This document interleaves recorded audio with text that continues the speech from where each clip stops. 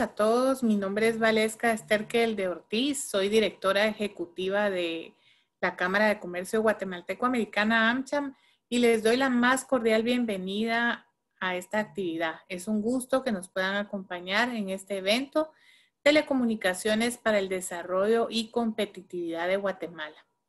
Antes de comenzar, me gustaría brindarles un par de anuncios. Primero, este evento está siendo retransmitido a través de Teams Live y Facebook Live para que también puedan acceder a esas plataformas en el seguimiento del evento o lo puedan compartir con gente que ustedes piensen que va a ser de beneficio para ellos. Segundo, al finalizar la exposición del conferencista, tendrán un espacio de preguntas y respuestas, sin embargo, tendrán la posibilidad de realizarlas durante la misma en el chat del evento. Quiero comentarles un poquito acerca de AmCham. AmCham es la cámara binacional más grande de Guatemala con más de 50 años de experiencia. Contamos con aproximadamente 500 miembros, entre estos entidades nacionales y extranjeras. Llevamos más de 50 años en Guatemala, siendo, como nos gusta llamarnos, Your Concierge for Business, tu consejero de negocios. AmCham Guatemala también forma parte de la Asociación de Cámaras de Comercio Americanas en Latinoamérica y el Caribe, por sus siglas en inglés ACLA, la cual representa a más de 20,000 empresas socias con 23 AmChams en toda la región de Latinoamérica y el Caribe, representando a más del 80% de la inversión americana en la región. Este año también tenemos el honor de presidir la Asociación de Cámaras Binacionales en Guatemala, ASCABI, 13 cámaras que trabajan día a día para apoyar a las empresas a hacer negocios con los diferentes países que se representan en las mismas, representando a más de 1,500 empresas que invierten en nuestro país. Nos parece muy importante abrir espacios como este, en donde nos asociamos con expertos en temas que están impactando en nuestro entorno diario. En esta oportunidad, planificamos este evento que tiene como objetivo promover un espacio de diálogo público-privado para la mejora del marco regulatorio de telecomunicaciones en Guatemala. Es por ello que desde AmCham estamos orgullosos en la creación de estos espacios de diálogo que promueven el intercambio de ideas y opiniones entre el sector público y privado. El COVID definitivamente ha traído múltiples desafíos a gobiernos, empresas y personas y sobre todo nos deja una importante lección. Nuestra capacidad de resiliencia y adaptación al cambio son claves para el desarrollo. Los presupuestos de nuestros gobiernos han debido hacer grandes sacrificios para atender las necesidades sociales actuales y esto nos permite preguntarnos cuáles sectores de la economía son claves para la recuperación, cuáles sectores deberíamos de priorizar. Sin duda, las telecomunicaciones son un sector que se encuentra en la mira de todos los gobiernos debido a su efecto multiplicador en la economía. Adicionalmente, toda esta situación nos ha enseñado que mediante la conectividad hemos podido acceder a la mayor fuente de salud, educación y cultura del mundo.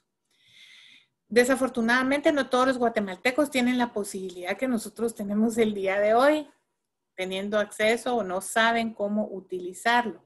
A esto les llamamos la brecha digital. La brecha digital en nuestro país representa un desafío, pero también una gran oportunidad para la generación de empleos, creación de habilidades digitales, generación de políticas públicas que permitan ampliar la cobertura del servicio y la creación de marcos regulatorios que permitan despliegue organizado y eficiente de infraestructura para este sector. Yo la verdad es de que quiero darles la bienvenida a todos nuestros expositores, ¿verdad? Y es un honor tener el día de hoy con nosotros al viceministro.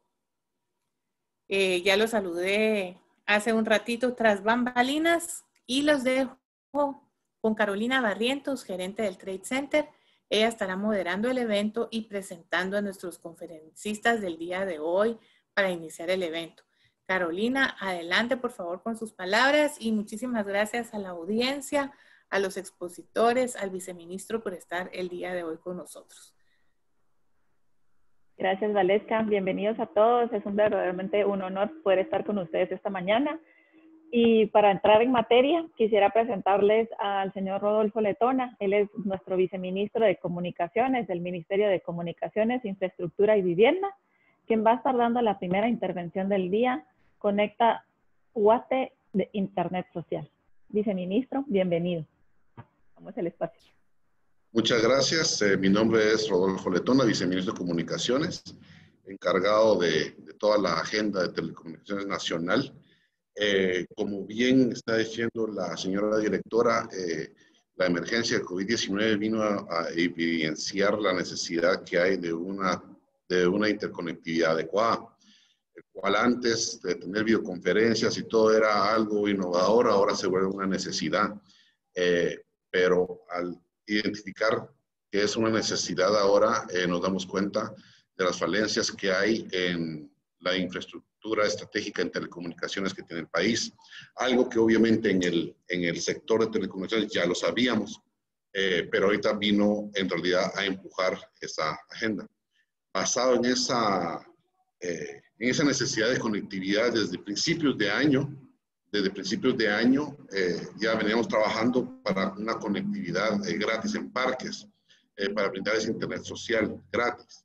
¿Qué es esto? Esto es cuando yo hablo de un internet social gratis, no es un internet para streaming o para pasar videos en vivo, simplemente es brindar esta tan necesitada conectividad a la gente que no tiene conectividad.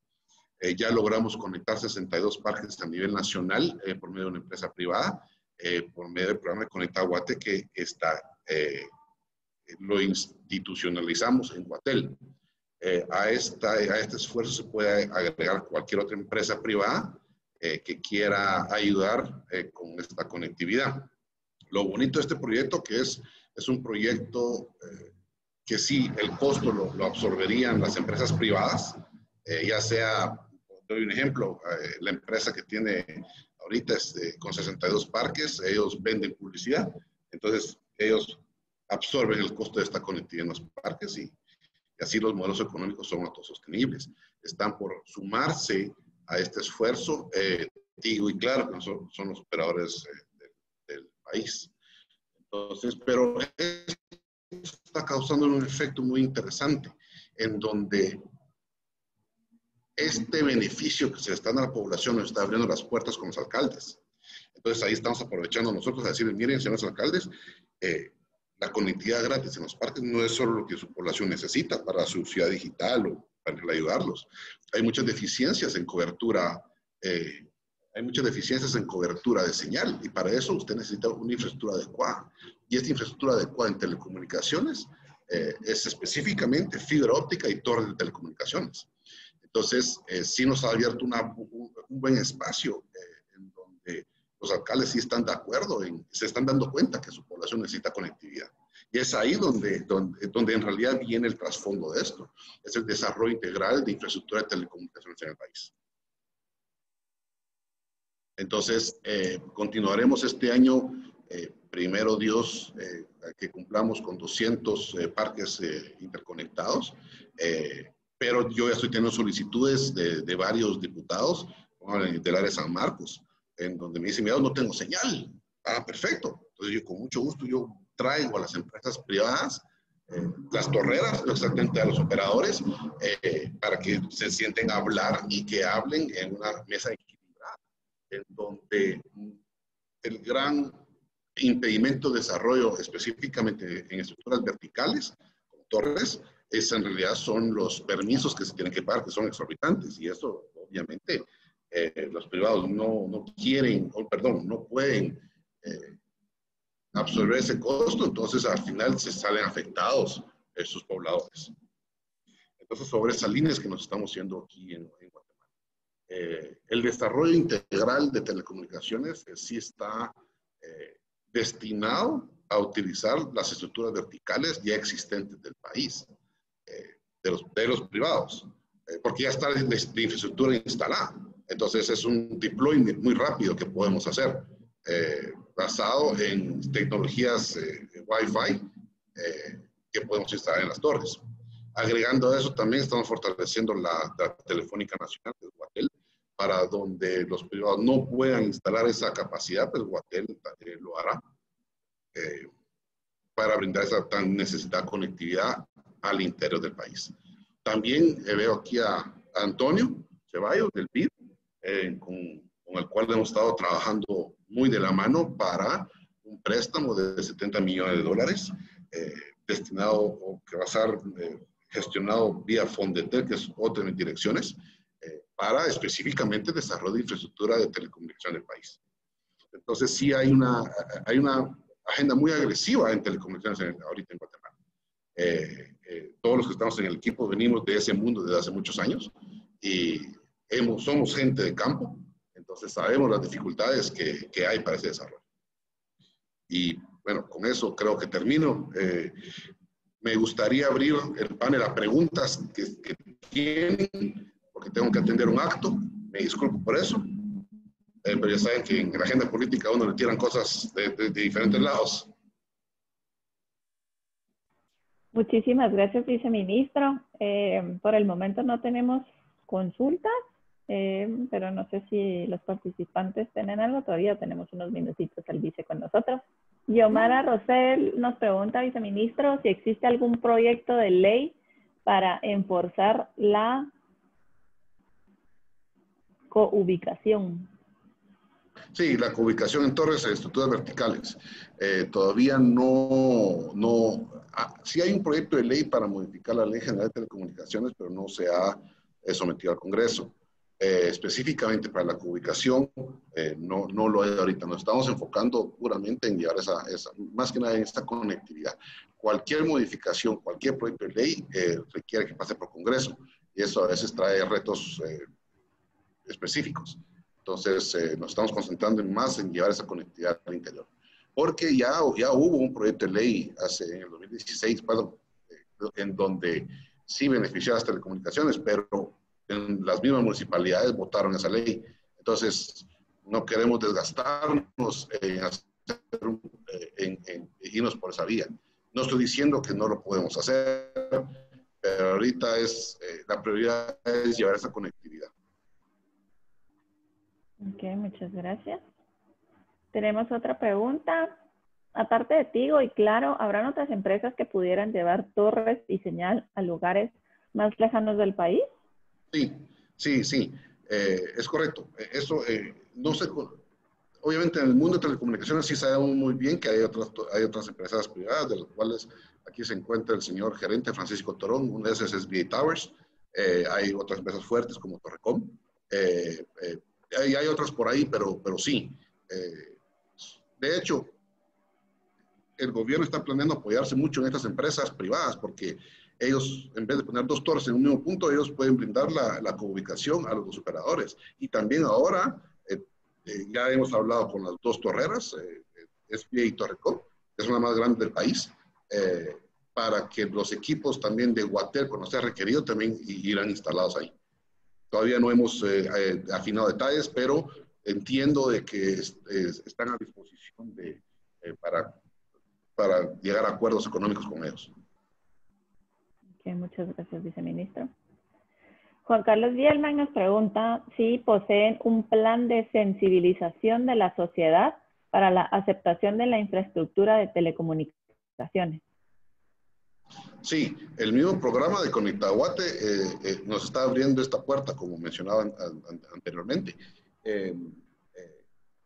La infraestructura de telecomunicaciones en el interior a veces no es bien recibida, a veces porque hay mala información. De hecho, hace unos meses yo salí en la prensa diciendo de que tecnologías 4G y 5G no afectaban la salud, no ayudaban a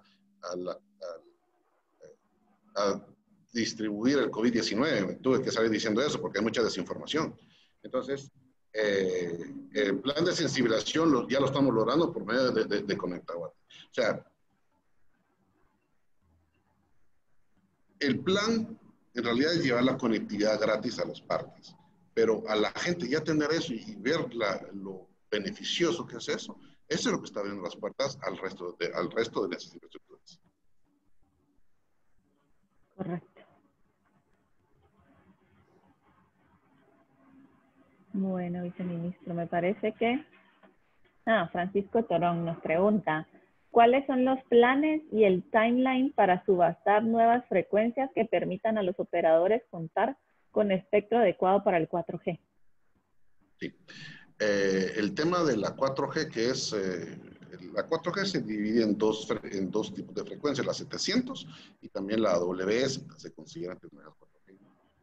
La AWS tiene ciertos retos legales que ya vienen de años atrás, y en las 700 estamos llevando a cabo un ordenamiento para liberar lo más posible esa frecuencia para sacar la subasta. La CIT tiene la potestad de llevar a cabo este ordenamiento según los parámetros de la UIT, pero estamos teniendo mucho cuidado, estamos teniendo un diálogo con todos los involucrados para no entrampar legalmente las 700. Entonces, todos, hasta cierta manera, tienen que estar informados de qué está pasando, porque si no, cualquier amparo, cualquier tipo de cosa nos va a entrampar a 700 y eso sería nefasto para el país. Para responder específicamente, es una prioridad del señor presidente Alejandro Yamatei. Es una de las cosas que estamos llevando en el viceministerio en conjunto con la Superintendencia de Telecomunicaciones, y sí es una prioridad del país. Excelente. Tenemos otra pregunta. ¿Existe algún plan de reformas a la Ley de Telecomunicaciones de Guatemala para liberar frecuencias reservadas? O si ya está el plan, ¿cuál es el estatus del mismo? Ya hay una propuesta de proyecto, pero como dije anteriormente, no se ha introducido todavía al Congreso. Okay. Acuérdense que estamos saliendo de una etapa muy complicada, en donde el Congreso está más enfocado en el tema de la pandemia. Entonces, para liberar frecuencias reservadas no está entre las prioridades del Congreso por ahora, pero el resultado ahorita de la pandemia es de que sí va a ser prioridad. Entonces, estamos viendo cuál es el momento adecuado para ingresar a este proyecto. Excelente, viceministro.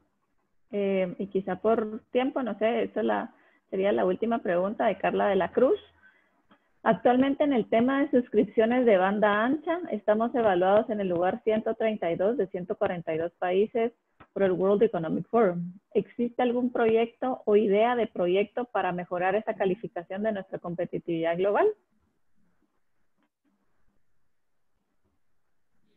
Bueno, el primer paso es sacar adelante la subasta de la 4G, de la banda 700. Y la AWS, que es las frecuencias de las 1710 y la 2100, eso nos va a mejorar ese índice. Excelente, viceministro. De verdad que confiamos de que el tema del índice de competitividad de Guatemala es una tarea en conjunto, y el tema de las telecomunicaciones y la conectividad definitivamente no se queda fuera de. Le agradecemos muchísimo el espacio, sabemos que tiene una agenda súper ocupada, pero de verdad le queremos dar muchas gracias por haber participado con nosotros esta mañana. Y para seguir con la agenda, entonces continuaríamos con la siguiente conferencia. Muchas gracias. Yo tengo mucho interés de estar aquí con ustedes, entonces solo voy a hacer mi speech ahorita aquí en Correos y voy a regresar. Excelente, viceministro. Muchísimas gracias. Entonces, continuando con la agenda, tenemos el siguiente invitado, Thomas Sullivan, que él es Chief International Bureau de la Federal Communication Commission, con la agenda FCC 5G Fast Plan o Plan Rápido de 5G. Thomas, welcome to the conference. The floor is all yours. Muchas gracias, Carolina. Thank you so much, and thank you for inviting me to be here today. I appreciate it. I'm trying to get my camera to work. There you go. There we go. Thank you. I got all dressed up for everyone today, so welcome reprieve from my typical attire when I'm not having to get dressed up. But thank you again for inviting me to participate today. As a regulator, the FCC aims to promote innovation, investment across the entire communications sector And with each new breakthrough, we increase the value of being connected and unlocking opportunities to improve the lives of the people that we serve in the United States. And talking about 5G, economists estimate the global economic impact of 5G in new goods and services alone will reach $12 trillion by 2035. And these next generation networks will be embedded in almost every aspect of our societies and economies, from businesses to homes, hospitals to transportation networks, manufacturing plants to the electrical power grid. Over the past few years, the FCC has aggressively executed what we call our 5G Fast Plan to secure our leadership in 5G and to make sure these services roll out to our citizens.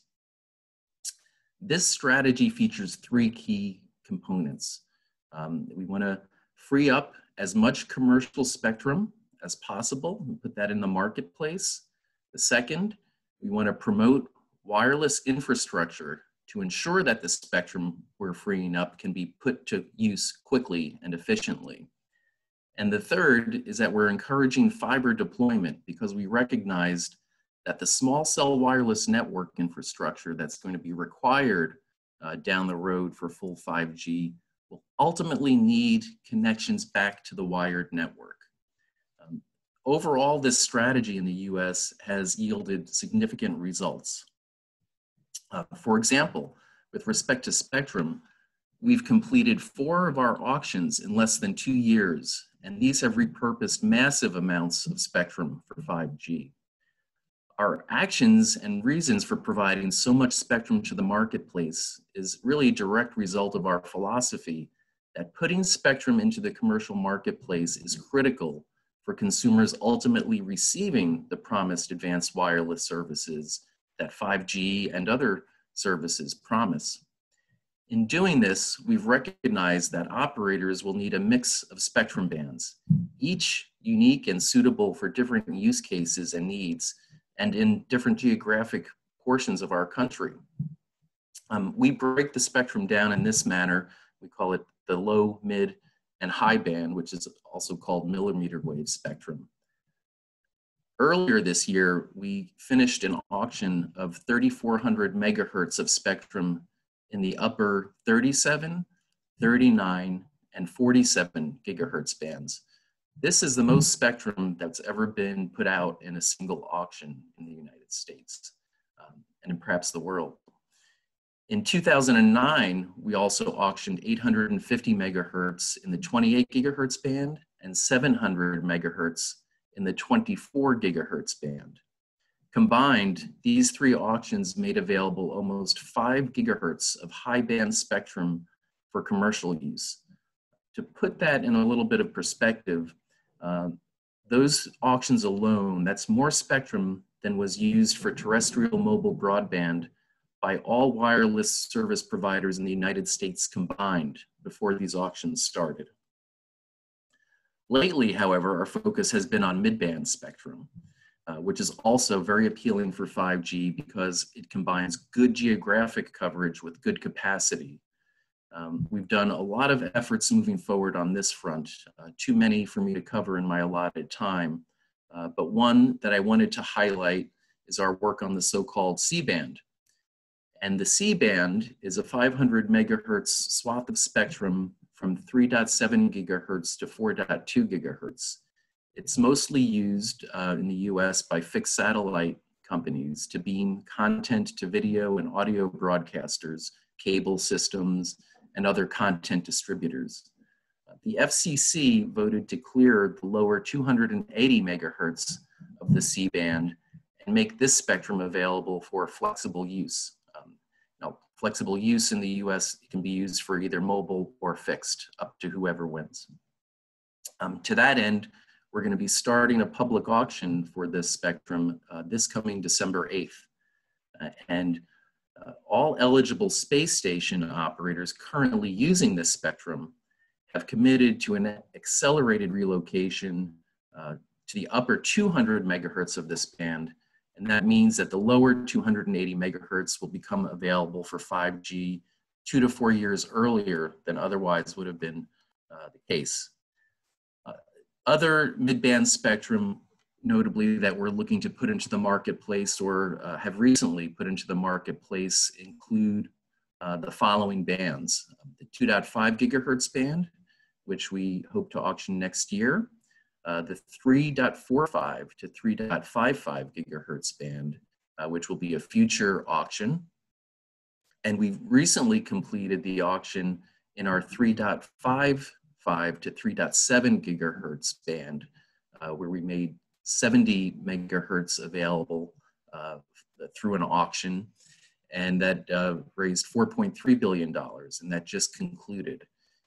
And in that auction, interestingly, we saw a lot of non-traditional network operators, including electric utilities. We had universities bidding on spectrum with the hopes of providing perhaps fixed wireless access in their more local geographic areas. And while we've been busy on mid-band and high band, we've previously made a lot of low band spectrum available in the 600 megahertz, 700 megahertz, and 800 megahertz bands. And we're seeing the availability of these bands pay dividends as operators are looking to use these bands to provide wider coverage areas as they roll out 5G. In particular, we're concluding the repacking of our 600 megahertz band as a result of our 2016 broadcast incentive auction. And that spectrum we're noticing is being quickly deployed into 5G networks in the US, notably by T-Mobile, who won a lot of that spectrum in that auction. Just want to step a little bit aside and note that when we say we're trying to accelerate the deployment of 5G, we're effectively saying that we want high speed, high throughput mobile connectivity to be available to everyone and everywhere. And 5G isn't the only technology with the power to enable this world of ubiquitous gigabit connectivity and widespread IoT services. There are many other new technologies and services that are emerging, such as high throughput GSO satellites, new constellations of NGSO satellites, and CubeSats on the satellite side, as well as the new advanced broadcast standard of ATSC 3.0 and RLANs or Wi-Fi. And we've been busy providing spectrum and opportunities for all of these technologies as well. And along those lines, I wanted to note one of our biggest initiatives lately involved Wi-Fi. Specifically, our decision earlier this April to make available the 6 gigahertz band for unlicensed use. We've made all 1,200 megahertz of this spectrum available for indoor low power use, and portions of that band will also become available for standard power devices. A little detail here, in the US, the 6 gigahertz band is currently used, and it's heavily used by, among others, microwave services that are used to support utilities, public safety enterprises, and wireless backhaul, as well as broadcast services and satellite services. So we've developed a process where an automated frequency coordination system will prevent the standard power access points from operating where they could cause interference to those incumbent services I just mentioned. And unlicensed devices obviously will be sharing the spectrum with the incumbent licensed services. We've designed rules to protect those licensed services from harmful interference. So we want to enable both the unlicensed and the licensed operations to succeed and move forward in that band. The reason why, Wi-Fi already carries more than half of the internet's traffic, and offloading mobile data traffic to Wi-Fi has been vital to keeping our cellular networks from being overwhelmed over the past several months during the COVID pandemic. It's exciting that Wi-Fi 6, the next generation of Wi-Fi, is going to be playing a major role, and it's going to also be rolling out. It has 2.5 times faster than the current Wi-Fi standard, and it's going to offer better performance for connected devices. Ultimately, the FCC expects that the 6 gigahertz unlicensed devices will become a major part of consumers' everyday lives, as will the 5G devices. And they'll play a very major role in the growth of Internet of Things, connecting appliances, machines, meters, smart televisions, and other consumer electronics, as well as on the industrial side, the sensors used for manufacturing. We believe Wi-Fi 6 and 5G will complement each other nicely and form a powerful combination of licensed and unlicensed innovation moving forward. Beyond our work in providing spectrum to the marketplace, our 5G Fast Plan recognizes that in order to succeed, we must continue to modernize regulations and promote infrastructure build-out. We have taken actions to streamline the wireless infrastructure siting review process by eliminating regulatory impediments at the state and local level that add unnecessary delays and costs to wireless infrastructure deployment. In this respect, we have revisited our regulations and taken initiatives such as instituting shot clocks and amended our utility pole attachment rules to make it more streamlined and easier to deploy the wireless infrastructure that's going to be required for 5G. We've also taken many individual actions to promote more fiber deployment, which is going to be the wired backbone that carries 5G network traffic. And here we've done things to make it easier for carriers to transition from what we call maintaining yesterday's copper networks to building tomorrow's fiber networks. All of these initiatives in total have spurred record-breaking capital investments in infrastructure essential for 5G in the US, including fiber optics and small cells. And we've seen where the market is not competitive or adequate to spur investment, we've retooled our Universal Service Fund over the past decade, from a program devoted to voice service to one focusing on broadband.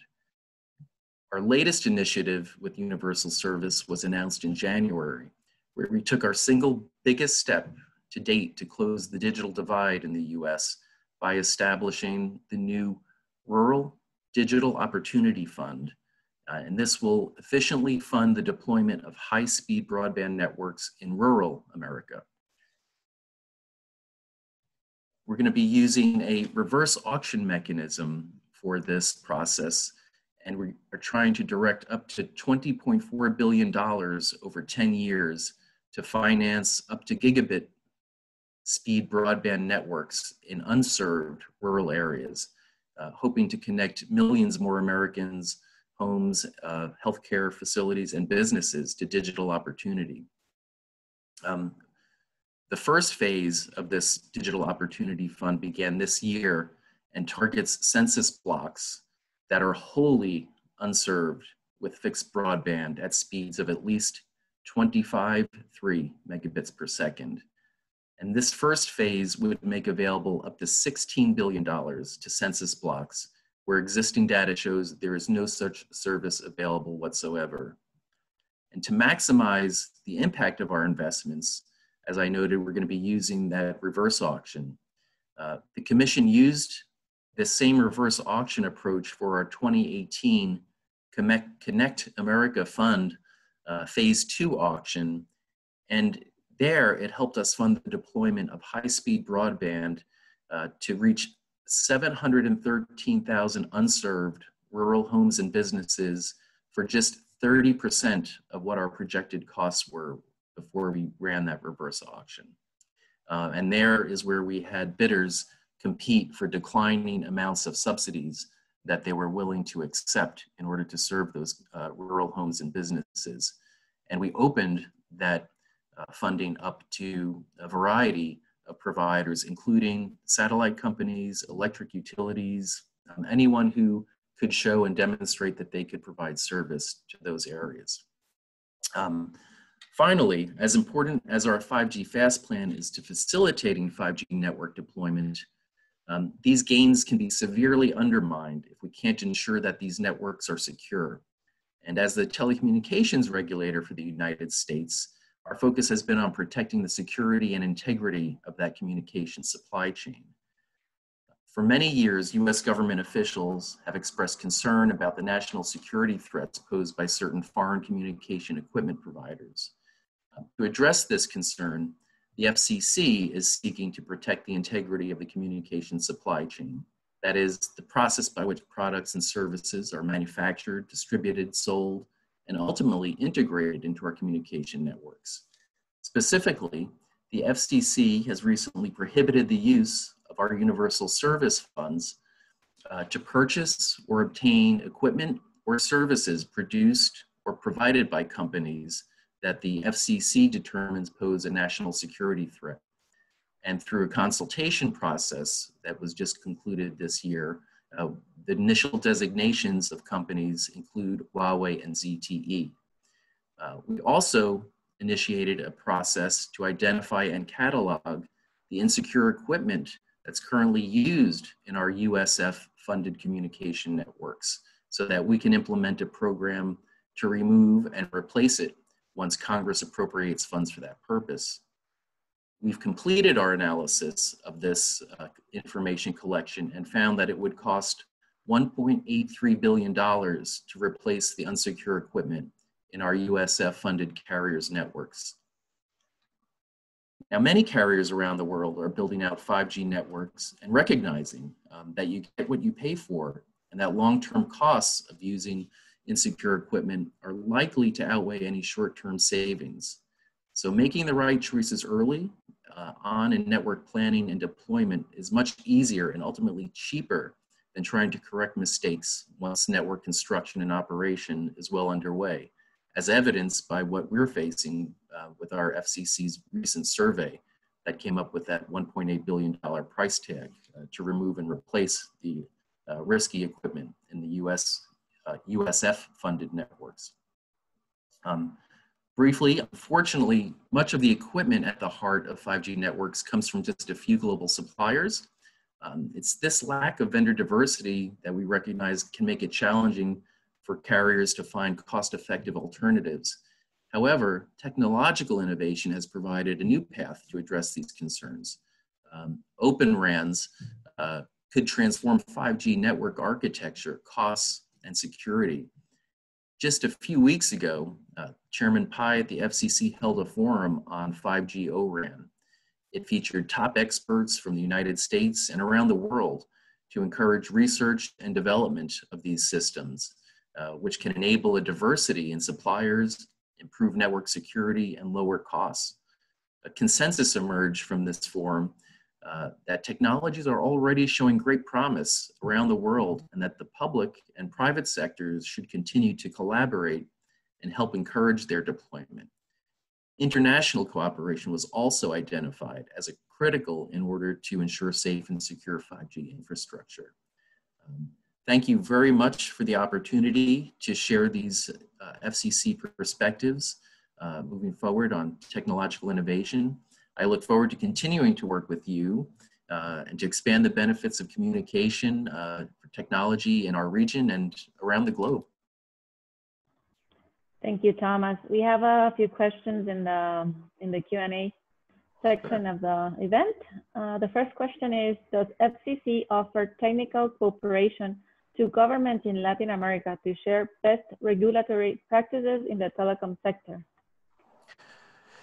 We absolutely do, and thank you for that question. We would be delighted to engage through the FCC ourselves or with our other government counterparts at the State Department or USAID for such training. We can do it as part of a larger perspective in conjunction with those agencies, or we can do it FCC-centric with our colleagues. In my bureau, we have an international visitor program where we can, you can reach out to me at thomas.sullivan fcc.gov, and I would be delighted to work with my colleagues, many of which are on this call with me, to set up a program to talk about any of these very specific technical issues, policy issues, or legal issues. It's something we're very passionate about, and I know many of my government colleagues would as well if there are other areas that we don't focus on as much, like cybersecurity, for example. Perfect.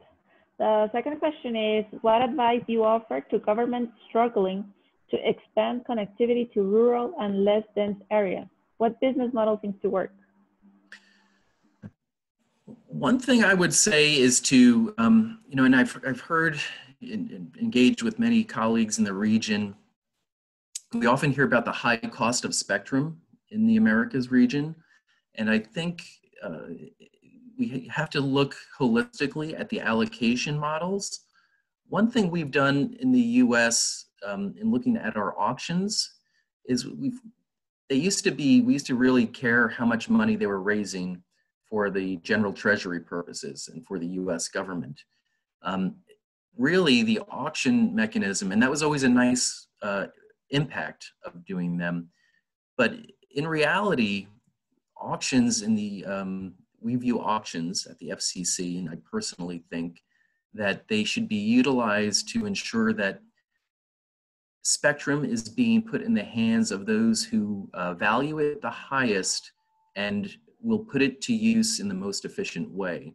In other words, you're going to bid on that spectrum and you want to win it so that you can deploy it and you can get it out there. So we don't really set very high floors for spectrum auctions. We want to make sure that they're appropriate, but revenue generation becomes less of an issue for us because we want to get that spectrum out into the marketplace. And that to us is putting that in the hands of the operators, whomever they may be, and for whatever services they may have, will help spur the natural progression to those areas like we have in the US, where we want to see that happen in the rural parts of our country, where we still have a lot of unserved broadband and mobile network areas. So it's a great question, but I think looking at your regulations and allocation mechanisms to eliminate any high cost or inefficiencies is something that can help drive innovation, not just for 5G, but for other services as well. Thank you so much. The next question is from Yomara Rosell. When we talk about infrastructure development, safety issues such as the generation of communications from different prisons come to the table. What solution does the FCC present to balance infrastructure deployment and the safety of the United States citizens?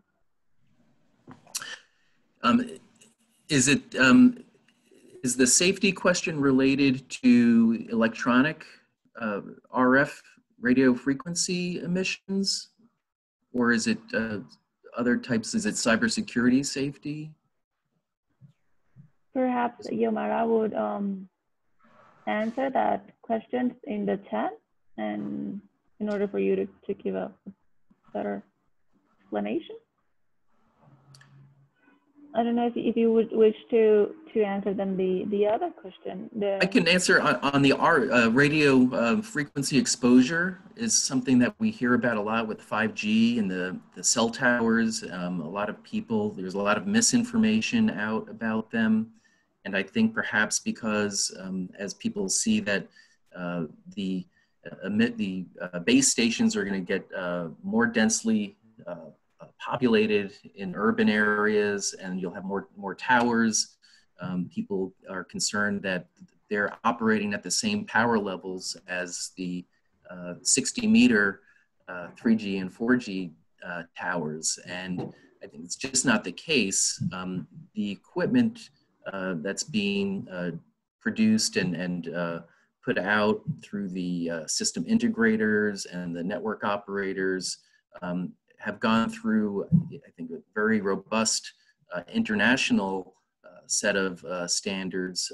You have groups like GSMA, the IEEE organizations, there are ITU, UN groups that look at these bioelectric issues with radiation emanating from devices, both at the base station level as well as the handset level. We've recently at the FCC, and I'm happy to send this forward, sent a consultation to our health agencies, our expert health agencies, to get their feedback on what, if anything, needed to change. And we heard back from them, this is in 2019, that the existing levels of what's been put forward in the US are sufficient to ensure that there are no undue hazards for human exposure to electronic radiation. And I think it's true. I asked this at a recent question that Kanto, our colleagues in the Caribbean, were having. It was somebody who was a system integrator, and I asked how he's dealing with the education and working with regulators and what he thinks can happen or should happen to make sure that we're addressing this holistically. And I think it is a matter of education and informing people that, you know, there's a whole ecosystem behind us of the system developers and integrators who are building things in a very safe manner. Ultimately, the network operators who are sending their crews up and are going to be working with these are not going to put their assets of their personnel or their consumers at risk for things. So there is an incentive for that safety issue. I think we just need to make sure that we're doing a good job to socialize that and get that word out. Okay, and I think that the question was more regarding the illegal communications from inside the prisons in any frequency. Yeah. Okay, well, good. But it was really interesting what you just said. So, so I hope somebody had a question on our effort.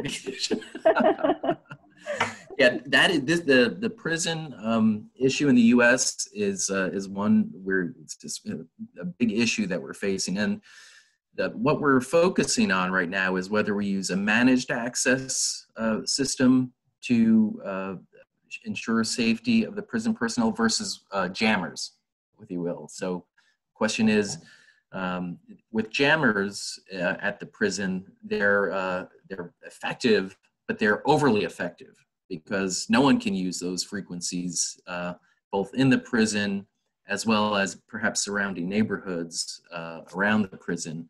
And we're concerned about that because that can pose challenges if people are needing to reach someone in the case of an emergency.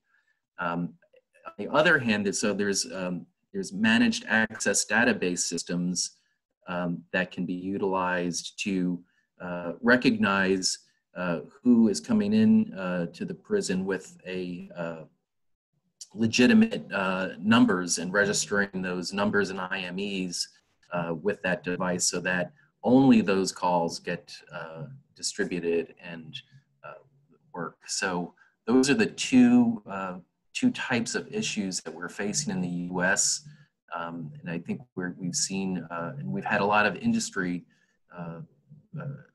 development and discussion and consultations on this as well, and we're willing to share anything back through you and your organization on this that we can help with. Perfect, thank you so much. We have another question. Within the FCC organization, is there an international office? And if there is, could you tell us if this office supports countries outside the USA? And if the answer is yes, is there a future support and development plan for Guatemala? So yes, there is an international office. I head the international office. It's the International Bureau at the FCC, and we'd be delighted to work with our colleagues in Guatemala or any country, anyone who's on this call. We also, in terms of development initiatives, work through our State Department and the U.S. Agency for International Development, USAID, on programs, especially programs dealing with ICT and infrastructure issues. So I'm happy to put you in touch. There's many different lines of effort going on right now with respect to those, and I would very much welcome the opportunity to put you in touch with my colleagues in those agencies, as well as work with you on other development-related initiatives. So thank you for that question. Perfect. Thank you so much. We would greatly appreciate those contacts. And there's a last question, I believe. According to the FCC, the promotion of shared telecommunication infrastructure has made it possible to improve competitiveness and benefit to the end user? Absolutely. I think we don't require shared infrastructure use, but we certainly allow it under our rules and in many cases encourage it. I think it makes sense in many cases to not have to have multiple different pathways or conduits where you don't need to have that. So that can very much help lower costs down the road. Clearly, there may be reasons why different vendors, different types of services may want to have their own conduit or antennas. And we've seen that play out in the US for competitive reasons in many areas where they could attest to better quality of coverage, for example, and they would work and advertise in different areas where they wanted to provide better coverage. But it doesn't have to be that way. And we do see, when you talk about shared infrastructure at the tower level, we're seeing a lot of opportunity now for different network operators, different point-to-point microwave people utilize existing tower infrastructure and seeing it work at that level. And they have their own boxes and they have their own conduits at that stage going there. But there could be many different types of infrastructure sharing, you know, down to the base station itself, the antenna itself. But you can take it and scale it in many different ways. And ultimately, it does help with costs in many different cases. Okay, and this is the last question. Has the FCC have a database of the rural areas that do not have internet access? And if so, what amount of people do they live there? So we are working on mapping efforts to see where we have different types of coverage.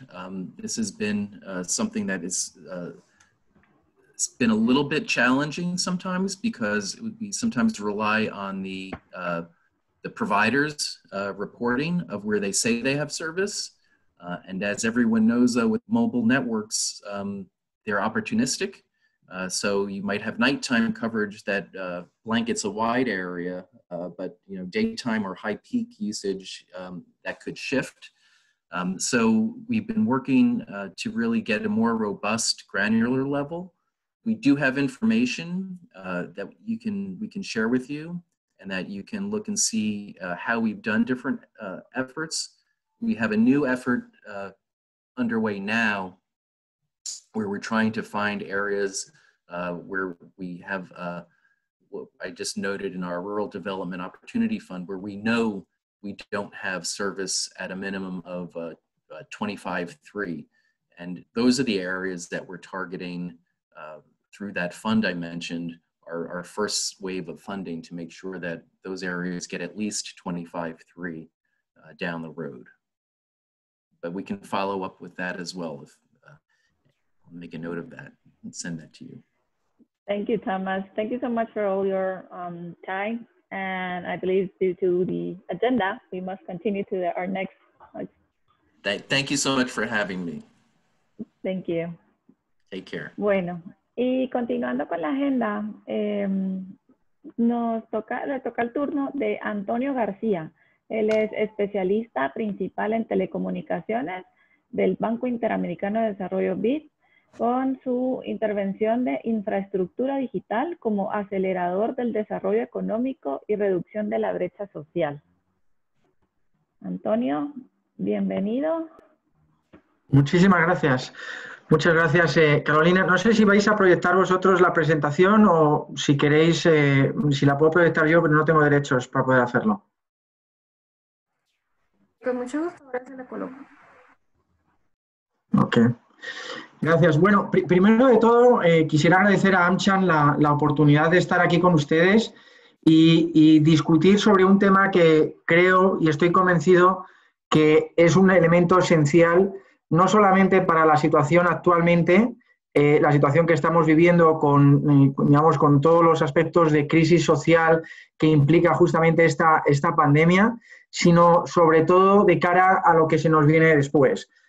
Hablar de infraestructura digital y hablar de conectividad es un catalizador no solamente para lo que estamos viviendo, sino sobre todo de cara al futuro, al objeto de poder avanzar un poco lo que podría ser el desarrollo de una economía digital que permita justamente, digamos, una mayor inclusión del conjunto de la sociedad y una preparación de los distintos sectores estratégicos de un país para lo que se viene, ¿no? A mí me gusta arrancar diciendo que tener acceso hoy en día es una de las primeras formas de inclusión y no tenerlo es una de las primeras formas de exclusión social.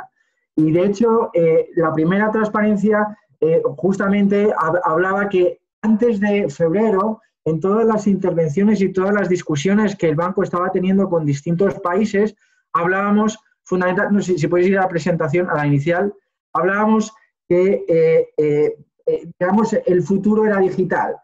Hoy en día el futuro no es que sea digital, el presente es digital y tenemos justamente que acomodarnos a esta nueva realidad que estamos viviendo y que además, me sospecho, ha venido para quedarse de una manera definitiva.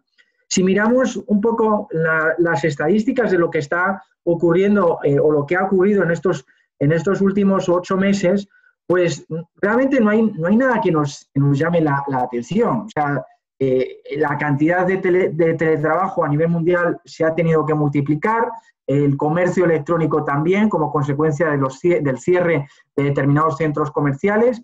La educación en línea ha tenido que también experimentar un proceso de transformación, al igual que otros servicios sociales, como puede ser la parte digamos, de salud, incluso la parte también de inclusión financiera, ¿no?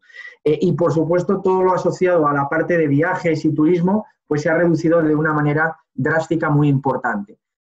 A la hora de ver un poco, si pueden pasar, por ejemplo, para la siguiente transparencia, a la hora de ver cómo podríamos enfrentar esta realidad, nos damos cuenta que estamos viviendo una crisis sanitaria, podríamos decirlo así, que está evolucionando, bueno, de hecho ya ha evolucionado a una crisis económica con niveles de caída en el Producto Interno Bruto cercanos a los 2 dígitos y superiores a los 2 dígitos en algunos de los países, y además evolucionando hacia una crisis financiera motivada justamente por esa falsa, digamos, de acceso a recursos por parte del sector privado, como para poder mantener digamos, la actividad económica en los términos en los que venían haciendo anteriormente.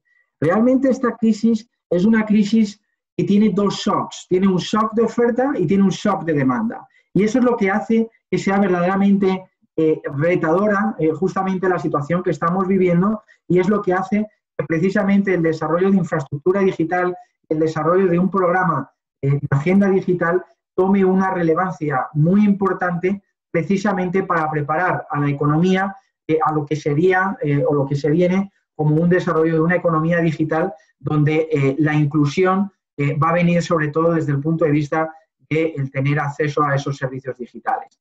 Esa nueva realidad nos viene marcada justamente por ese nuevo cambio en los patrones de consumo de los distintos usuarios. Esa nueva realidad viene marcada también desde un punto de vista político, y lo comentaba el viceministro, pensando mucho en el bienestar social, pensando mucho en la reactivación productiva, pero sobre todo muy importante, y esta es una diferencia muy clara de este sector versus otros sectores, pensando sobre todo en la sostenibilidad, porque si algo caracteriza justamente la prestación de servicios digitales es justamente la sostenibilidad de los mismos, gracias justamente al desarrollo tecnológico y, digamos, a la implementación de soluciones que mejoren la eficiencia productiva y la eficiencia asignativa en la prestación de los distintos servicios. Por tanto, señores, no tenemos otro camino. El camino es digital, el presente es digital, y cuanto antes tomemos acciones al respecto, pues mayor estaremos preparados desde un punto de vista institucional, desde un punto de vista productivo, pero sobre todo también desde un punto de vista social. Si pueden pasar a la siguiente transparencia, por favor. La situación que estamos viviendo, además, es, y yo escucho a distintas instituciones y organismos multilaterales hablar que la mitad de la región no está conectada. Lo cierto no es que no solamente no esté conectada, sino que el problema es aún mayor. El 50% que efectivamente está conectado, muchas veces no está conectado en condiciones, digamos, de calidad de servicio y además no está prestando, digamos, unos servicios en condiciones asequibles para el conjunto de la población, ¿no? Entonces, en ese sentido, creo que tenemos que empezar a huir de datos o estadísticas a nivel nacional y empezar a poner un zoom en lo que es la realidad que están viviendo según los distintos quintiles de la población. Y si hacemos un ejercicio básicamente que nos permita hacer un análisis de cuál es la distribución de accesos por hogares en función de los quintiles de población, pues nos damos cuenta que únicamente cuando empezamos a hablar del quintil 4 y 5 es que estamos pensando en niveles de acceso superiores al 40%. Entonces tenemos una parte muy importante asociada a la base de la pirámide que lamentablemente no están teniendo acceso a servicios y que esa falta de acceso puede ser motivada bien por la falta de infraestructura, bien por la falta de asequibilidad o, muy importante, bien por la falta de habilidades digitales para poder acceder digamos, no solamente a esos servicios, sino utilizar esos servicios como eventualmente uno pudiera esperar. Pero además, como estaba diciendo anteriormente, el sector ha experimentado un cambio, no solamente en los patrones de consumo, sino también un cambio en lo que es la cadena de valor digital, como la veníamos conociendo. De tal manera que hay nuevos actores, hay nuevas presiones competitivas que hacen y que han provocado una caída de los ingresos y unas tensiones fuertes desde un punto de vista económico-financiero al conjunto de las empresas que han venido prestando estos servicios. Esto irremediablemente necesita algún tipo de intervención pública que apoye justamente al sector privado para llegar a áreas rurales, áreas de difícil acceso que en este momento no están viendo los beneficios justamente de esa digitalización, pero más aún, están viendo cómo la brecha digital social está siendo aumentada precisamente como consecuencia de esa falta de conectividad. Y lo estamos viendo. Antes, mi amigo Tom Sullivan comentaba el caso de la FCC. La FCC creó un fondo específicamente de aproximadamente 20.000 millones de dólares para llevar Internet universal a todo el país, a todos los Estados Unidos, teniendo en cuenta una estrategia muy coherente, tanto en la parte de espectro como en la parte de intervención asociada al despliegue de esa infraestructura. Si no hay una intervención pública, así como en su momento ocurrió en el sector eléctrico, el sector de telecomunicaciones se quedará atrás. Insisto, empezaremos a crear una brecha todavía mayor desde un punto de vista digital y social. Si por favor pueden pasar a la siguiente transparencia. Como les decía, además, no solamente es un tema de infraestructura a nivel de quintil, también es un tema de asequibilidad de esos servicios. La Unión Internacional de Telecomunicaciones define un umbral para definir la asequibilidad, y ese umbral se fija en un 2% de los ingresos brutos mensuales de un hogar. Si ustedes miran la gráfica de la izquierda, se van a dar cuenta que en determinados países, la práctica totalidad, por lo que están viendo allá, de los que están incluidos dentro de esa muestra, tienen valores o precios de acceso a banda ancha fija y banda ancha móvil superiores a ese 2% de los ingresos brutos mensuales, de nuevo para el quintil primero y el quintil segundo. Entonces, de nuevo, hay una parte importante de la población que no tiene acceso y que no lo va a tener a no ser que haya algún tipo de intervención pública, pero además hay una parte importante de la población que incluso en el caso de que pudiera tener acceso a esa infraestructura, necesitará algún tipo de apoyo para lograr justamente poder pagar el servicio de acceso a Internet. Y cuando estoy hablando del servicio, no solamente estoy pensando en el precio que mensualmente se pudiera pagar, sino que también estoy pensando en la facilidad de tener acceso a los dispositivos que nos permitan justamente acceder a los servicios de Internet. Por tanto, el reto es un reto multidimensional y es un reto que requiere una participación y una colaboración entre el sector público y sector privado, pero ahora sí, teniendo en cuenta que el sector público está llamado a tomar un rol de apoyo a ese proceso de digitalización y que en caso de que no lo haga, será corresponsable de aumentar justamente esa brecha digital que actualmente estamos viviendo y que esta pandemia ha puesto encima de la mesa, ¿no? Si por favor pueden pasar a la siguiente. Entonces, fijaos que, de nuevo, si al inicio yo os hablaba de que efectivamente los niveles de teletrabajo han aumentado de manera significativa, multiplicándose en más de un 300%, pero claro, el que puede acceder a teletrabajo, en vista de lo que hemos visto, no son precisamente ni el cuantil primero, ni el cuantil segundo, ni siquiera el cuantil tercero. Estamos hablando de acceso a esos servicios de teletrabajo, a la capacidad de teletrabajar a los niveles superiores de población, que además nos lleva a tener que tener en cuenta la caracterización del propio tejido económico dentro de un determinado país y las limitaciones que suponen el no poder realizar soluciones de teletrabajo en determinados estratos de población, con el consiguiente impacto negativo en el desarrollo económico y el desarrollo social. Si podemos pasar a la siguiente, por favor. Pero, claro, el viceministro hablaba al inicio de un apoyo que justamente estamos trabajando conjuntamente en el banco asociado a la parte de escuelas, ¿no? Creo que aquí merece muchísimo la pena hacer un pequeño parón.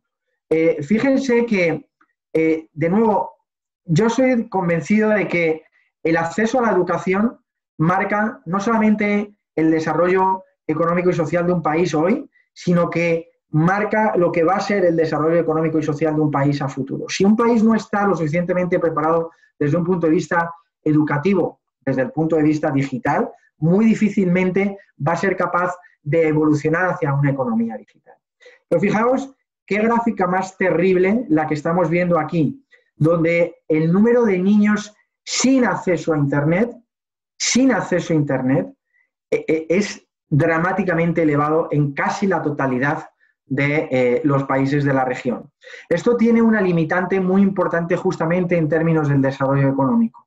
El programa que estamos justamente trabajando con el Gobierno de Guatemala se centra mucho precisamente en este tema, en cómo mejorar la conectividad de determinadas ubicaciones dentro del país, en particular por, por el grado de empeoramiento y el grado de falta de conexión de la región noroccidental. Ahí es que sobre todo se está haciendo énfasis en el caso particular de Guatemala, pero teniendo en cuenta algo muy importante y extremadamente característico de Guatemala.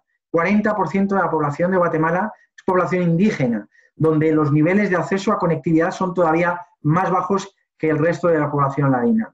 Entonces, hacer intervenciones dirigidas a dotar de acceso, dirigidas a dotar de equipamiento, dirigidas a dotar de habilidades digitales y dirigidas precisamente a garantizar la sostenibilidad de ese acceso a lo largo de un determinado periodo, de tal forma que se construya y se despliegue esa infraestructura, va a ser central no solo hoy, sino de cara a preparar al país hacia la nueva ola de la economía digital que se nos viene, ¿no? Y aquí, de nuevo, creo que hay que felicitar al Gobierno y en particular al viceministro por el esfuerzo que están haciendo justamente en ese proceso de digitalización del propio país.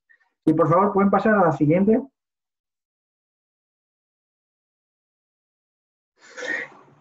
Pero fíjense, yo les decía, hay una dimensión de infraestructura, hay una dimensión de asequibilidad en términos del precio del servicio, hay una dimensión ligada a las habilidades digitales y, muy importante, hay una dimensión también que tiene mucho que ver con la parte de el acceso a dispositivos digitales que pueden tener el conjunto de la población.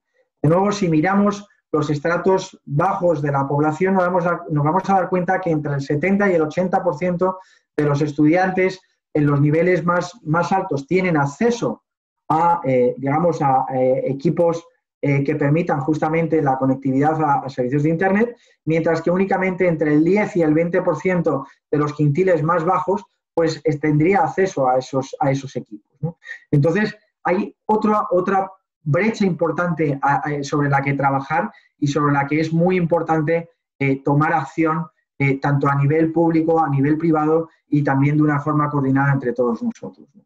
La siguiente transparencia, si la pueden pasar, por favor, básicamente presenta una estrategia de lo que podría ser un proceso de transformación digital y la forma en la que el banco lo ve, teniendo en cuenta que ese proceso de transformación digital tendría que ser un proceso integral, coordinado y de tal manera que fuera construyendo capas en función de la base. Si pueden ir pasando a medida que voy hablando, la primera capa está asociada a una capa fundacional donde hay un elemento esencial, que es el elemento asociado a la infraestructura y al equipamiento. Ha habido distintas menciones a temas de ciberseguridad, pero a mí me gustaría mencionar que el tema de ciberseguridad es un tema que definitivamente es muy importante, pero el tema de ciberseguridad tendría que venir acompañado de un tema ligado a protección de infraestructura crítica y a un tema asociado a protección de información que circula por esa infraestructura crítica. Hay muchísimos países en la región que no tienen definidas cuáles son las infraestructuras críticas, que no tienen definidas unas estrategias específicas de protección de esa infraestructura y, lo que es peor, tampoco hay un marco normativo o regulatorio que acompañe justamente esa protección de la información o de la identidad, que sería la siguiente capa, si pueden ir pasando. Precisamente, igual que ocurre en el día a día de todos nosotros, en las que tenemos un documento de identidad, necesitamos también tener una identidad digital que acompañe justamente cualquier tipo de transacción que tenga lugar en el marco del desarrollo de esa economía digital. Y junto con esto tendría que desarrollarse también toda una regulación específica, como decía, asociada a temas de privacidad, a temas de protección de identidad y también a temas asociados a la protección de la data. Las siguientes dos capas, si pueden ir pasando, tienen que ver mucho con la capa de valor y la siguiente, la capa asociada justamente a, digamos, a determinadas aplicaciones y acciones que tienen que ver con el desarrollo de servicios que eventualmente tengan un impacto en distintos estratos de población o en distintos sectores de la actividad. Si pueden ir pasando las siguientes capas, por favor. Esta visión es una visión que tiene mucho que ver con lo que es la idea estratégica o el plan de acción o el plan de transformación digital que tendría que acompañar a ese plan nacional de conectividad. Fíjense que parece que estoy diciendo lo mismo, pero son cosas muy diferentes. Una cosa es la agenda digital y otra cosa es un plan nacional de conectividad o un plan nacional de banda ancha. Para poder tener una agenda digital exitosa, tenemos que tener un plan nacional de banda ancha integral, universal y que permita al conjunto de la ciudadanía precisamente acceder a todos esos servicios. Posteriormente, en esa capa beneficiaria, la capa de innovación o la capa de valor, responderá justamente a lo que son las acciones prioritarias, estratégicas, definidas dentro de lo que sería por parte del gobierno ese proceso de transformación digital que estamos pensando, ¿no? Aquí podríamos hablar de sectores estratégicos como pueda ser la educación, la salud, pero también sectores productivos como pueda ser el sector agrícola, el sector ganadero o aquellos sectores que quisiéramos desarrollar más. Fíjense que al mismo tiempo que tenemos estas capas horizontales, va a haber una serie de capas verticales que tendrían que acompañar justamente todo este discurso, ¿no? Esas capas están muy asociadas con la parte de habilidades digitales y también con el desarrollo de marcos normativos y regulatorios que hagan sostenible la implementación de todas estas acciones, así como la participación público-privada que permita precisamente llegar a aquellos estratos de población o aquellas áreas geográficas menos densamente pobladas y donde los modelos económico-financieros hacen que cualquier tipo de intervención por parte del sector privado no resulten de todo punto de vista económicamente rentables. Entonces, fíjense que teniendo en cuenta todo este carácter holístico, toda esta parte integrada, hay distintos acciones a nivel política, digamos de política pública, hay determinadas acciones a nivel regulatoria, que serían las siguientes dos, si pueden avanzar dos más. Hay una serie de acciones asociadas a nivel de inversión que tendría que acompañar a todo esto, pero sobre todo quiero dejar el mensaje que así como en el sector eléctrico hoy en día nadie duda de la universalidad de la prestación de estos servicios con independencia de la ubicación geográfica en la que se encuentra el hogar, tenemos que empezar a introducir exactamente el mismo concepto cuando estamos hablando del acceso a servicios digitales y no podemos descargar la responsabilidad del lado público estricta y únicamente en el sector privado, porque lamentablemente no van a poder llegar, así como tampoco en su momento el sector eléctrico fue capaz de llegar a determinadas áreas geográficas sin el apoyo por parte del sector público. Lo dejo aquí, quedo abierto a cualquier pregunta y muchísimas gracias una vez más a los organizadores por la invitación.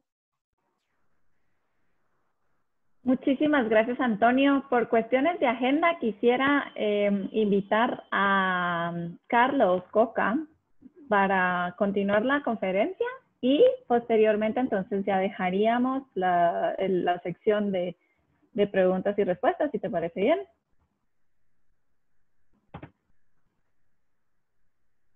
Creo que se nos congeló la imagen.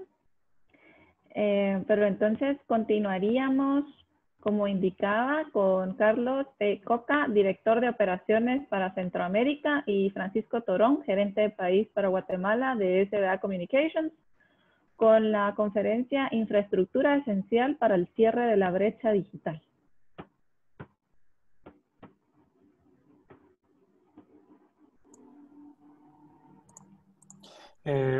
Buenos días, gracias Carolina, ¿cómo están? ¿Me escuchan bien, verdad? Sí. Ok, como decía Carolina, soy Carlos Pérez Coca, director de operaciones para SBA en Centroamérica. Gracias por la filmina. Si pasamos tal vez a la siguiente.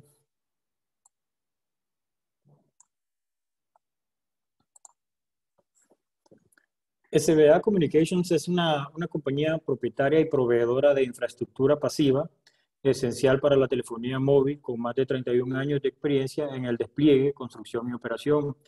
Tenemos sede principal en Boca Ratón, Florida, operando en 14 países en América y África, y sus acciones se cotizan en bolsa Nasdaq en Nueva York. Contamos con 42 oficinas, 1.500 empleados y con más de 15.000 sitios solamente en Latinoamérica, donde nuestra infraestructura facilita el despliegue de los operadores de telefonía celular. En Guatemala iniciamos operaciones en el 2011. A la fecha contamos con una inversión de más de 102 millones de dólares, 682 torres con 23 empleados directos y hemos generado más de 5.000 empleos indirectos. Nos hemos caracterizado como ser líderes en el mercado.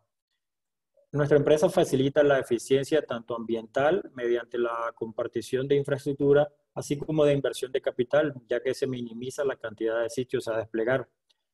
Debido a nuestra presencia en los países de Centroamérica, hemos logrado superar los retos que cada país presenta referente a sus normativas de despliegue de infraestructura.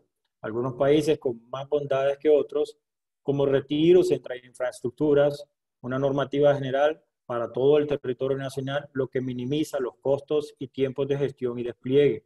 Una ventanilla única para dar trámite a solicitudes de permisos para el desarrollo de la infraestructura, con normativas bien definidas y claras y requisitos estándares mínimos. Pasemos a la siguiente, porfa. Ahí Francisco nos va a dar ahí unas palabras. Gracias, gracias Carlos, gracias Carolina por el espacio de AmCham. Bueno, entrando en contexto sobre Guatemala, creo que es importante indicar que según el Índice de Competitividad Global del 2019 del Foro Económico Mundial, ubica a Guatemala en el puesto 98 de 141 países. Realmente desde el 2015 Guatemala ha retrocedido 20 casillas cuando nos encontrábamos en el puesto 78. Este índice se mide a través de 12 pilares de competitividad, de los cuales Guatemala realmente tiene sus peores calificaciones en la capacidad de innovación, con una calificación de 31.5, y también en la adopción de las tecnologías de la información y comunicación, en donde tenemos una calificación de 37.7. siendo inclusive esto de los más bajos de la región de Centroamérica, incluyendo República Dominicana. Bueno, revisando los desafíos que como país presentamos, según el Banco Mundial se espera un decrecimiento económico del 3% para este 2020, producto de la actual crisis sanitaria. Para el 2021 esperamos una recuperación de la economía con un crecimiento un poco más allá del 3.5%, lo cual es bastante alentador comparado con nuestros pares regionales. Sin embargo, Guatemala se sitúa en el 5º lugar de pobreza dentro de los países de Latinoamérica y el Caribe. Otro desafío muy importante que presentamos actualmente son los impactos negativos a las finanzas públicas, en donde se estima que el déficit fiscal puede llegar a alcanzar un 80%. Todo esto compuesto por el déficit caída por los ingresos por la actual recesión, el déficit que ha provocado la actual crisis sanitaria del coronavirus y el déficit original del presupuesto 2020. A lo largo de los últimos años previos a la crisis, los desafíos como nación han estado marcados por la desigualdad también en educación, la deficiencia de las instituciones públicas, la deficiencia en la infraestructura y nuestra gran dependencia de remesas. Pero a pesar de todo esto, como país también presentamos ventajas que es necesario aprovechar al máximo. Disponemos de recursos naturales, los cuales debemos de continuar explotando de una manera responsable y sustentable. Un gran potencial de crecimiento de nuestra red portuaria, ya que contamos con conexión en ambos océanos.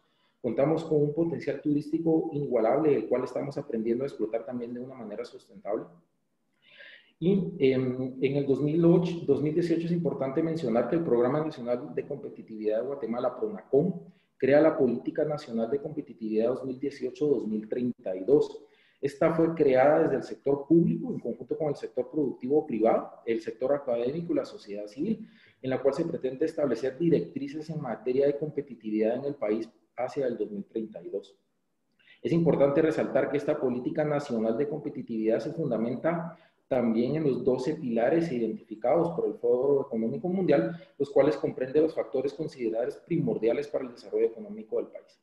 Otra ventaja importante, obvio, es el crecimiento poblacional y el bono demográfico. El primero de ellos, el crecimiento poblacional, el cual estima que la población total del país para el 2032 será de 22 millones de personas.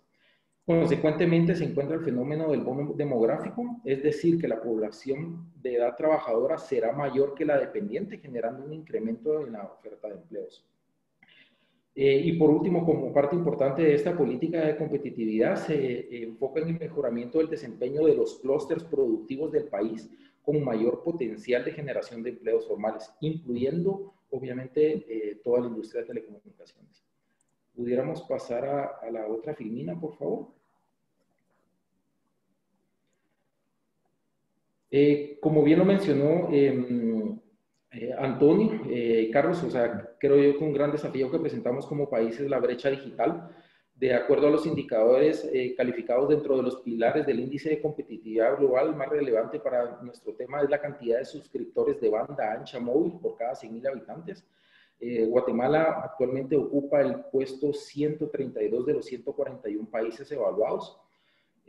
A pesar de que contamos con una tasa de penetración de telefonía móvil mayor al 100%, ya que hay 21 millones de líneas telefónicas, comparado con los 14.9 millones de habitantes, sigue existiendo una brecha digital del 70%, ¿verdad? Donde solo tenemos una penetración del 30% de la banda ancha. El acceso a las TICs en los centros urbanos es mejor que en el área rural. No solo su penetración, sino también en precios. Se estima que solo el 42% del territorio nacional tiene cobertura móvil. Guatemala se encuentra en el puesto 61 de 65 países evaluados en el desarrollo de banda ancha, según el Banco Interamericano de Desarrollo. Y realmente, a pesar que en los últimos años la transformación digital y telecomunicaciones ha avanzado en Guatemala, nos falta mucho camino que recorrer. Como país no nos encontramos listos para la cuarta revolución industrial o la llamada industria 4.0, en donde la inteligencia artificial, el Big Data, el uso de algoritmos para procesarlos, la interconexión masiva de sistemas y dispositivos digitales, IoT, realmente no estamos preparados. Es importante mencionar que las TIC no solo nos ayudarán a prepararnos a mediano y a largo plazo para esta cuarta revolución industrial, sino que no nos percatamos de los beneficios inmediatos que aportan a la competitividad del país. Solo en la Unión Europea las TIC representan el 25% del PIB. Por cada euro que el sector público invierte en las TIC, se genera una inversión de 7 euros en el sector privado. Por cada empleo directo que se genera en el sector TIC, se generan 6 empleos indirectos. Es por ello la importancia lograr que Guatemala esté 100% conectada. Es por eso que se presentan entonces los siguientes retos y desafíos. Realmente es necesario el cierre de la brecha digital como un objetivo de Estado. El Foro Económico Mundial identifica 6 cualidades necesarias para la infraestructura, para la cuarta revolución industrial, y la primera de ellas es la compartición de la misma y la no proliferación, evitando así gastar recursos innecesarios. Es necesario la actualización y la armonización de la infraestructura actual. Como país necesitamos brindar seguridad jurídica e inversión. Guatemala cuenta con 340 municipios, por lo cual tenemos 340 reglas de juego para el despliegue de infraestructura, tanto inalámbrica como fija. Como bien mencionó Carlos al principio, nosotros al día de hoy hemos invertido más de $100 millones en infraestructura en el país. Realmente hemos sido limitados por esta falta de certeza jurídica, con lo cual nosotros podíamos invertir mucho más. Y por último, y no menos importante, realmente la asignación y la apertura de las nuevas bandas para poder tener realmente un 4G adecuado. Carlos, no sé si te gustaría ampliar algo más. Sí, dentro de la modernización, dentro de los retos y desafíos, referente, por ejemplo, al potencial cambio que quizás las normativas quisieran, me gustaría siempre enfatizar de que en lo posible lo mejor sería crear una normativa para que funcione para toda la región guatemalteca, definiendo tiempos razonables de respuesta de gestión, establecer un silencio administrativo positivo, por ejemplo, así como decía Francisco, y lo hemos mencionado ya varias veces, compartir una misma infraestructura entre varios jugadores u operadores, fomentar, por ejemplo, los retiros mínimos entre infraestructuras, permitir desarrollar infraestructura y adecuarla según la ubicación de emplaces, por ejemplo, propiedad privada, propiedad pública, parques, centros históricos, entre otros, y brindar la seguridad jurídica que respalde el despliegue, los permisos y la permanencia a largo plazo de la infraestructura. Definitivamente, al tener una normativa que permita el crecimiento, el desarrollo, vamos a crear las bases sólidas para la apertura y la llegada del 5 en cara al 5G.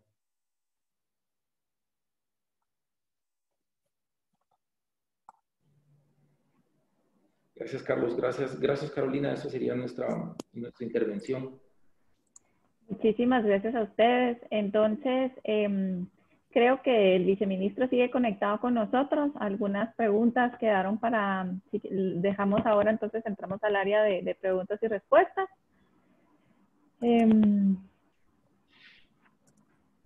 Esta va dirigida al señor viceministro.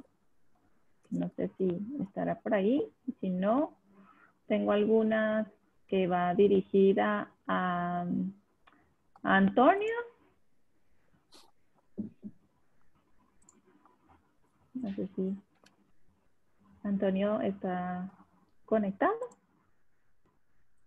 Listo. Antonio, 2 preguntas. Hace unos meses estuvimos presentes en un foro que celebró el BID relacionado a la conectividad digital para la mejora productiva y social en Guatemala, y se sacaron varias conclusiones. Estas van justamente de la mano con la presentación que realizaste el día de hoy. La pregunta concreta es, en vista de que la pandemia puso a prueba a todos los países en general en cuanto a la conectividad, ¿qué plan de acción tiene ahora el BID para coadyuvar a reducir la brecha digital y promover con más fuerza la conectividad de manera adecuada y así reducir la brecha digital en Guatemala? ¿Y cuáles serían los desafíos regulatorios que ves en Guatemala para reducir esta brecha y la falta de conectividad? Gracias por la pregunta. Creo que, de hecho, las dos preguntas están muy relacionadas. Voy a empezar incluso por la segunda parte y luego ya terminaré en la primera. Uno de los mayores retos que tiene la región es que tienen marcos normativos que datan de finales de los 90 o principios del año del 2000, ¿no? En aquel entonces, la palabra digital, la palabra banda ancha, la palabra 5G, ni hablemos, es que ni aparecía. Entonces, uno de los mayores retos que ahora mismo tenemos desde un punto de vista regulatorio es la actualización de los marcos normativos y con ellos la actualización de la normativa de regulación secundaria en materia de espectro, en materia de compartición de infraestructuras, en materia de uso de los fondos de servicio universal que están llamados a tener un rol importante. Entonces, esos te diría que son como los grandes retos desde un punto de vista regulatorio. Las acciones del banco al respecto, el banco básicamente trabaja a demanda. Eso significa que si un país necesita apoyo, ya sea económico, financiero o técnico, alrededor de estos temas, tenemos las representaciones en el banco que precisamente son los interlocutores y el vehículo para poder ayudarles en, digamos, en todas estas situaciones, ¿no? Los instrumentos del banco varían desde, digamos, a apoyos a préstamos de inversión asociados al despliegue de esa propia infraestructura, hasta apoyo en reformas de política pública, pasando también por cooperación técnica no reembolsable que permita justamente el favorecer, digamos, ese proceso de transformación que antes os estaba comentando y que tiene que ser entendido como algo holístico e integrado, ¿no? Gracias. Gracias, Antonio. Tenemos una segunda pregunta en relación al avance de la digitalización en el país, en relación a alianzas público-privadas. ¿Qué proyectos de inversión priorizaría para mejorar la competitividad del país? Esta creo que podría ser una pregunta abierta. Sí, yo si me permiten, creo que el vínculo entre el sector público y el sector privado es fundamental justamente para el desarrollo de esta agenda digital. Yo creo que si van el sector privado por un lado y va el sector público por un lado y no se encuentran y trabajan conjuntamente, creo que la palabra clave que había dicho al principio de sostenibilidad no se va a dar. Y eso es algo que no interesa ni por el lado público ni por el lado privado. Entonces, estamos hablando de un sector sumamente intensivo en capital, donde además es fundamental crear ese entorno regulatorio que favorezca justamente que esas inversiones eventualmente van a ser sostenibles, ¿no? Por tanto, creo que hay que tener un diálogo muy abierto, hay que tener mucha coordinación en sector público, sector privado, en el diseño de qué tipo de proyectos de inversión tiene sentido hacer a la vista de la falta de rentabilidad económica, pero sí rentabilidad social.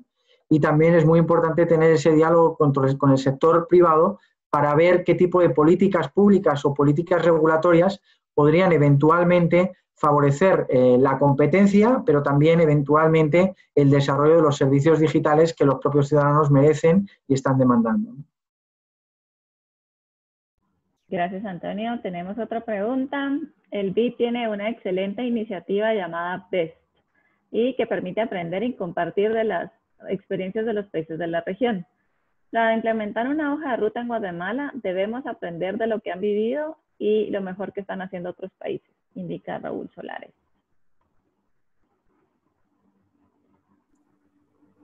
Correcto. Sí, yo por ejemplo, comenté ahí sobre como estamos en otros países, tenemos presencia en otros países, vamos a haber encarado todos los retos, las bondades, como decían, que es la parte positiva del despliegue, vamos a ver, ordenado a nivel nacional en cualquiera de los países que hemos estado, donde ya hay una normativa, donde hay, por ejemplo, una ventanilla única. Al haber ventanilla única, no necesitamos ir, como decía Francisco, a las 340 municipios, donde hay una regla individualizada por la autonomía de cada alcaldía, etc. Entonces, cuando hay una regla bien definida, el orden, el despliegue masivo, que como lo va a requerir, por ejemplo, un 5G, se hace facilísimo tanto para la parte privada como para la parte pública, poder desarrollar cualquier tecnología, el Internet de las cosas, estar todos conectados, las alcaldías, por ejemplo, con cámaras de seguridad en los semáforos, etc. Entonces, se empieza a facilitar toda la transferencia de datos requeridos. Hoy en día, por ejemplo, en medio de la pandemia, hemos visto la necesidad de realmente de estar conectados toditos, ¿no? Entonces, se han quitado las fronteras digitales, la infraestructura es lo que permite eso y la normativa bien hecha, regulada, centralizada incluso, es lo que va a permitir que nos podamos desplegar, ¿no? Gracias, Carlos. Había una pregunta que nos habían hecho, que quizá ustedes nos puedan apoyar, y era ¿qué ancho de banda se necesitarían para las conexiones de los parques? Lo que hablaba el viceministro, pero seguramente ustedes también tendrán alguna insight de las necesidades para poder llevar a cabo este proyecto que se plantea. Lo que hemos visto en la gran mayoría de los países es que es la 700. La 700 es sin duda la que permite la velocidad de ancho de banda necesaria para la transferencia de datos masivos. Okay. Tenemos una pregunta. Enrique Canahui, si pueden dar respuesta. Además de Guatemala, ¿cómo avanza en la región la tecnología 5G?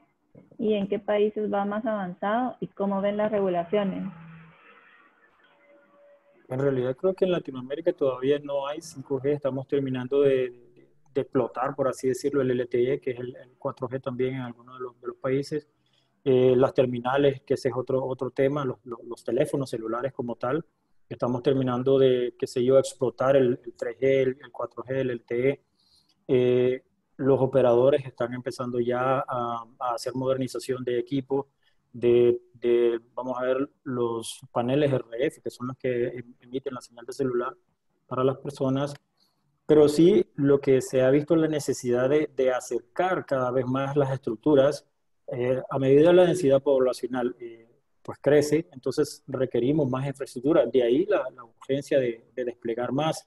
Las alturas ya no son tampoco tan necesarias. Por ejemplo, antes se implementaban torres de 45, 60 metros. Hoy en día de 30 hacia abajo realmente es el despliegue más grande necesario en los países. Y es por ello que de verdad insistimos un poco en que la regulación de las ordenanzas, los reglamentos tienen que facilitar el despliegue. Incluso, yo decía, ahí en Guatemala, por ejemplo, la zona de Antigua, los centros históricos, es un poco complejo por el trato que se le dan a esas zonas. Entonces, la normativa debe venir un poco aliada con el desarrollador de infraestructura para poder entonces llevarle la señal al usuario final, ¿no? Que es la población. Vi que el viceministro iba ahí a participar. Tiene su micrófono en mute. Viceministro, no sé si puede quitar su mute.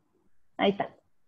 Sí, yo creo que muchas gracias por que continúa la conferencia, pero casualmente estaba oyendo algo muy interesante ahorita sobre las torres y la problemática con el centro histórico. Carlos. No, yo lo que les decía es que... Bueno, igual me gustaría comunicarles de que okay. Ahora hay una... Sí, lo único que quería comunicarles con respecto a ese tema del IDAE, centro histórico y todos esos temas que todos los que sabemos de Torres sabemos que es un gran problema. Hay una muy buena relación con el ahora ministro de Cultura y Deportes, el cual vamos a trabajar en un proyecto para flexibilizar muchas de esas normas. Excelente, viceministro. Muchas gracias. Habían quedado algunas preguntas para usted. Que decía, ¿qué ancho de banda tendrán las conexiones en los parques y cómo podrán medir la eficiencia de estos? Okay. En los parques hay entre 2 y 4 megabytes por usuario. con Internet va a depender mucho de quién está proporcionando el Internet social. El que hay ahorita está dando entre 2 y 4 megas de upload y download en intervalos de 15 minutos. Y cada 15 minutos dan publicidad y se vuelven a reconectar. Pero eso en realidad, de hecho, ahorita también en el aeropuerto Aurora ya hay internet gratis también, bajo el programa de Conectaguate. Ese ancho de banda sí es mayor. No tengo ahorita el específico, pero ya empezamos a hablar ahí. Excelente.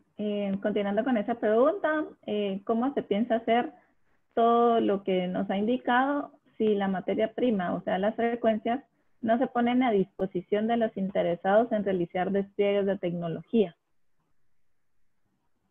Ok, el despliegue de tecnología no es totalmente dependiente de las frecuencias.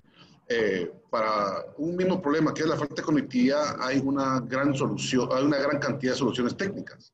Así como para sumar un número 4 puede ser un 2 más 2, 3 más 1, 1 más 3. Depende del área geográfica, depende de las condiciones políticas y sociales, pues basada en eso es que se pueden llevar a cabo proyectos con diferentes tecnologías. Ahorita estamos trabajando en un proyecto para Tikal, para el Parque Tikal, para darle conectividad, por lo menos, de Wi-Fi al parque. Eso lo vamos a hacer por medio de tecnologías satelitales. Hay un proyecto mayor con los operadores, donde van a invertir, van a hacer una inversión de CAPEX, van a solicitar CAPEX para hacer la inversión, para poner ciertas estructuras verticales, no sobre torres, tomando en cuenta todas las limitantes que hay con CONAP, tomando en cuenta la biosfera maya, tomando en cuenta la flora y fauna que hay. Pero como ustedes ven, aquí estamos hablando todo de conectividad. Para parques es con empresas privadas que pueden dar ese internet, para Tikal es satelital, para el interior del país puede ser tecnologías de Ericsson o del mismo, o usando los white spaces en la banda 600, que la gente de los canales de televisión están dispuestos a llevar a cabo este tipo de proyectos. Entonces hay una gran variedad de tecnologías que se pueden usar. No dependemos puramente de la banda 4G. Excelente, viceministro. Y en seguimiento a esto, ¿existe información oficial para las comunidades sobre los impactos positivos y negativos? ¿Usted se refiere a una campaña social con respecto a los beneficios que sería llevar la conectividad? No hay una campaña. La forma de entregar resultados en este gobierno es hagámoslo, presentémoslo, que ellos lo vean y basado en eso ellos ya lo ven que está pasando. No simplemente irles a decir, les va a ir bien. No, es ponérselo, que vean, que lo disfruten, que lo aprovechen y basado en eso se abren las puertas. Es un mecanismo nuevo. Aunque sí apoyo la noción o cualquier noción que pueda haber de cualquier empresa privada o de cualquier organización para acompañarnos, para sumarse a este esfuerzo para llevar esta campaña de concientización al interior. Excelente, viceministro. Pues muchísimas gracias. Con esto pues ya dejamos la palabra a Francisco Torón, quien nos va a dar las palabras de cierre. Muchas gracias. Carolina, muchas gracias. La verdad es que me gustaría aprovechar este momento para agradecer la valiosa participación de todos, especialmente el viceministro de Comunicaciones, el ingeniero Rodolfo Letona. O sea, realmente estamos expectantes por todas las políticas que logren mejorar los índices de competitividad y realmente como parte del sector privado nosotros con gusto nos podemos sumar a todos estos esfuerzos. También agradecemos a Thomas Sullivan de la FCC. Realmente fue un placer contar con su participación y apreciamos realmente todo lo que compartió, o sea, las iniciativas y las perspectivas del gobierno de los Estados Unidos para el desarrollo de la red 5G. Antonio García del Banco Interamericano de Desarrollo, o sea, compartir sus experiencias de la institución para lograr reducir la brecha digital. Y realmente a AmCham, o sea, realmente valoramos muchísimo estos espacios que nos permiten a los distintos actores realmente aportar para el desarrollo del país. Yo creo que el presente evento pues ha reforzado Nos hemos dado cuenta que hoy más que nunca necesitamos estar conectados. La actual crisis lo ha hecho evidente y esta conexión debe de llegar a todo el país por igual. Es necesario crear un plan nacional de despliegue de infraestructura. Necesitamos reglas claras para todos los actores, ya que es necesario garantizar cualquier inversión. Realmente este plan debe evitar la duplicidad de inversión, regular la compartición de esta infraestructura, la cual puede permitir una cobertura idónea en todo el país. Necesitamos, como le dije anteriormente, reglas claras para los 340 municipios del país. Es sumamente importante promover el silencio administrativo positivo para que este plan de despliegue sea eficiente y sea lo más rápido. Sin más que agradecerles nuevamente a todos por su valiosa participación y a todos los que nos pudieron acompañar. Realmente esperemos de que este evento pues, sea beneficio para todos y sobre todo para el desarrollo de nuestro país. Muchas gracias nuevamente.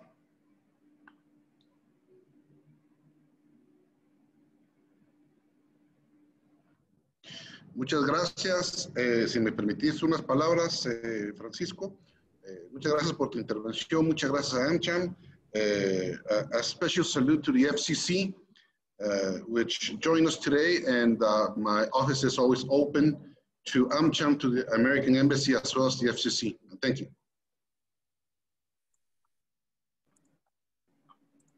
Muchas gracias, señor viceministro.